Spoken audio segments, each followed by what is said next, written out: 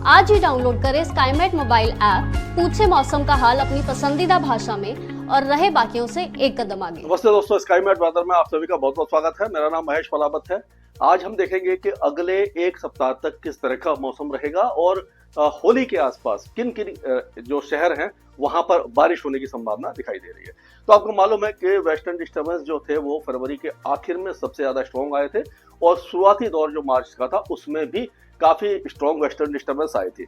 और जैसे ही western disturbance हटे तो उत्तर दिशा से जो तेज हवाएं चल रही थी, यानी कि आप कह सकते हो कि आंधी जैसी हवाएं चल रही थी 30 से 40 किलोमीटर प्रति घंटा की, जो पंजाब, हरियाणा, राजस्थान, गुजरात, मध्य प्रदेश, उत्तर प्रदेश, बिहार, झारखंड और पश्चिम बंगाल तक के वहां पर इनने तापमान काफी ज्यादा गिरा दिए थे। तो ऐसा लगा था कि सर्दी दोबारा वापस आ गई है। लेकिन अब फिर से जब वेस्टर्न डिस्टर्बेंस जब पहुंचता है तो क्या होता है कि जैसे ही वेस्टर्न डिस्टर्बेंस अप्रोच करता है तो जो उत्तरी हवाएं हैं वो कमजोर हो जाती हैं और फिर से हवा जब कमजोर हो जाती है तो तापमान बढ़ने लगते हैं। तो वही अब देखने को मिला है। और आपको मालूम है कि जैसे मैंने बताया था कि यहाँ पर जो पाकिस्तान के उत्तर में हाई प्रेशर था और यहाँ पर ये जो एंटी साइक्लोन बना हुआ है बंगाल की खाड़ी में लो प्रेशर था, तो हाई से लो की तरफ तेजी से हवा चलती है, तो वही हो रहा था। अब क्या होगा, जैसे ही वेस्टर्न डिस्टर्बेंस ने अप्रोच किया तो हाई प्रेशर हट गया और वहां पर प्रेशर कम होने लगा और दोनों जो प्रेशर थे उनके बीच का जो डिफरेंस था वो भी कम हो गया, तो हवाओं की रफ्तार कम हो गई।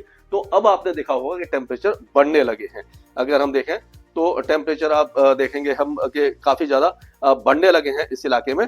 तो अब क्या हो रहा है कि ज्यादातर इलाके में जो टेम्परेचर है वो 30 डिग्री के ऊपर चले गए। दिल्ली एनसीआर में भी 31 डिग्री का आंकड़ा छू लिया था और उसी तरह से 25 डिग्री तक काफी नीचे आ गए थे और फिर 6 डिग्री की बढ़ोतरी हो गई 2 से 3 दिनों के अंदर ही। उसी तरह से उत्तर भारत में, मध्य भारत में और सभी जगह पर जो टेम्परेचर है वो फिर से बढ़ने लगे हैं। मिनिमम टेम्परेचर भी डबल डिजिट में आ गए हैं, जो सिंगल डिजिट में आ गए थे, यानी कि पंजाब, हरियाणा, राजस्थान और यहाँ तक कि गुजरात में भी 10 डिग्री के नीचे टेम्परेचर मिनिमम आ गए थे। अब फिर से वो बढ़ने लगे हैं, तो दिन और रात की गर्मी अब बढ़ने लगी है। अब आगे अगर क्या देखा जाए तो अगर हम देखें तो 9 तारीख को ही वेस्टर्न डिस्टर्बेंस वैसे जो पहुंचेगा पहाड़ों पर, लेकिन 10 तारीख से जो बारिश की गतिविधियां हैं वो पहाड़ों पर काफी अच्छी होना शुरू हो जाएंगी। अफगानिस्तान और उत्तरी पाकिस्तान में भी बारिश रहेंगी, बलूचिस्तान के कुछ इलाकों में रहेगी, लेकिन पाकिस्तान के ज्यादातर इलाके जो पंजाब प्रांत है, सिंध प्रांत है, ये पूरी तरह सूखा रहेगा। लेकिन पहाड़ों पर स्नोफॉल फिर से शुरू हो जाएगा। हम कह सकते हैं कि एक बार फिर से अच्छा स्नोफॉल होगा, लेकिन भारी से अति भारी जो बर्फबारी है वो नहीं दिखाई देगी।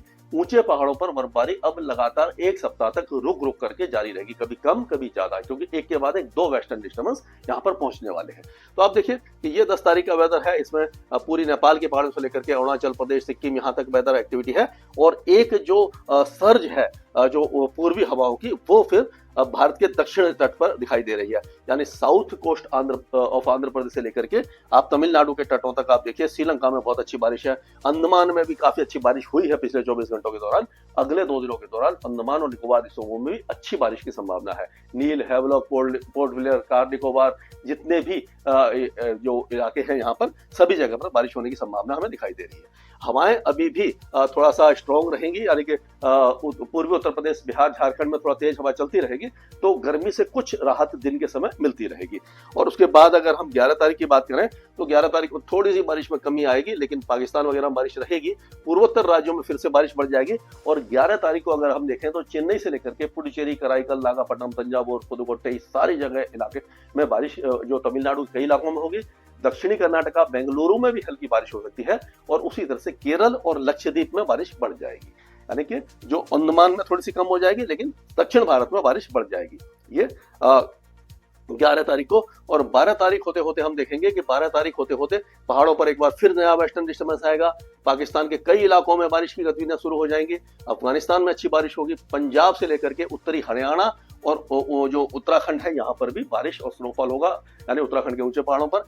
पंजाब के कई इलाके बारिश देख सकते हैं। राजस्थान के उत्तर पश्चिमी जिलों में हल्की बौछारें या हो सकता है कि बादल छा जाएं। 12 तारीख की बात है, होली से एक दिन पहले की।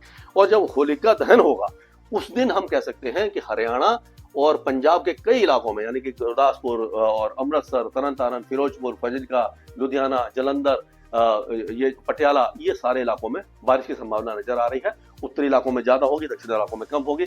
और उसी तरह से हरियाणा के भी उत्तरी इलाकों में पंचकुला है, यमुनानगर है, कुरुक्षेत्र है, करनाल है, कैथल, चंडीगढ़ ये सारे इलाके बारिश देखेंगे। और हो सकता है कि दक्षिणी इलाकों में भी दिल्ली एनसीआर से लेकर के गुरुग्राम फरीदाबाद में भी हल्की बूंदाबांदी की संभावना नजर आ रही है। उसी तरह से जैसलमेर और जो गंगानगर, चूरू, बीकानेर, झुंझुनू इस इलाके में बहुत हल्की बूंदाबांदी कहीं कहीं पर हो सकती है।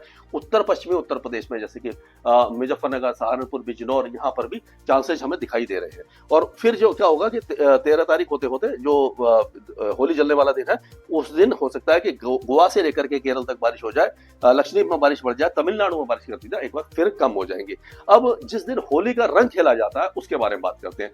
तो हम देखेंगे पहाड़ों पर फिर से वेदर एक्टिविटी बढ़ेगी, पूरे पूर्वोत्तर राज्यों में बारिश बढ़ जाएगी। उसी तरह से उत्तर प्रदेश के ये बरेली, मुरादाबाद, रामपुर और लखीमपुर खेरी, बहराइच यहाँ से लेकर के हो सकता है कि बुलंदशहर, मेरठ और शाहजहांपुर, लखनऊ, कानपुर यहाँ पर भी हल्की बौछारें, बहुत हल्की बौछारें दिखाई दे जाए।